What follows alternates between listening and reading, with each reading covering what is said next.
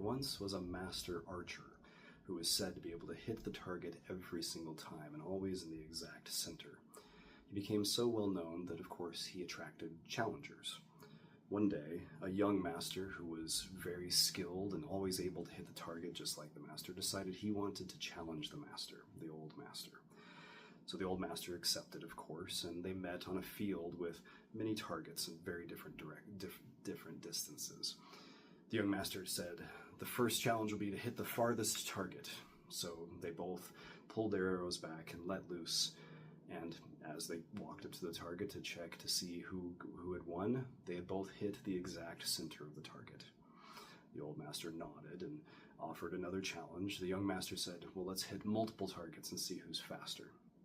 So they lined up again and let their arrows loose as quickly as they could, and they were both the same speed. They both hit the targets exactly in the center. Becoming frustrated, the young master said, "Well, why don't you challenge me to something? Let's see what you have, old man." And the old master decided to lead him up a cliff and along some paths and finally across a rickety old rope bridge. And as they were standing on the rope bridge, the old master pointed to a target that was at the top of a waterfall and said, "That is our next challenge." So the young master pulled his arrow back, and just then the old master started to shake the bridge, rocking it back and forth. And as the young master let his arrow fly, it flew off and missed the target.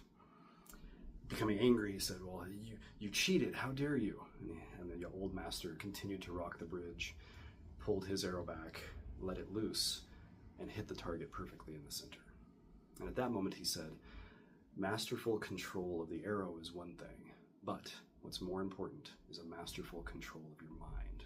Until you have that control, you will never be the greatest." So it's a reminder that we can do a lot. We can always practice and get better at things and learn things, but we must master ourselves first and foremost, always. Because without a mastery of ourselves, we will not be able to fully attain mastery of anything else in our lives.